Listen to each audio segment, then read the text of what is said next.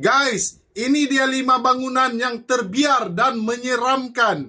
Bukan sekadar kosong dan usang guys, tapi dia menyimpan sejarah yang menggerunkan. Yang pertama, Pripyat Hospital nombor 126.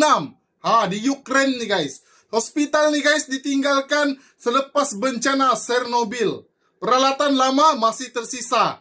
Dan dia punya suasana guys masih sunyi dan menyeramkan sehingga kini. Yang kedua, Village Hellstantin Hospital di Jerman. Kompleks hospital nih guys lama sudah terbengkalai guys. Dikelilingi hutan pula tuh.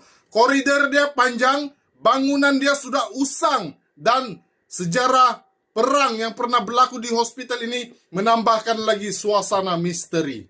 Yang ketiga, Hashima Island Apartment di Jepun guys. Pulau perlombongan yang sudah terbiar dengan blok apartemen yang kosong.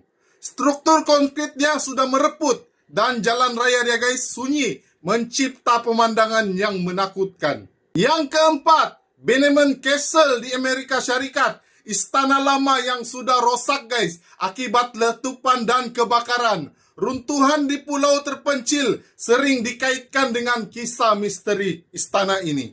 Yang kelima, Chatio Miranda yang berada di Belgium. Istana New Gothic yang sudah terbiar lama dan terkenal.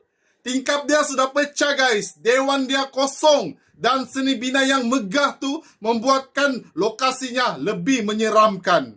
Jadi guys, kalaulah contohlah kamu diberikan RM10,000 Malaysia untuk bermalam di salah satu bangunan nih guys. Kamu pilih bangunan yang mana satu guys? Cuba kamu komen di bawah.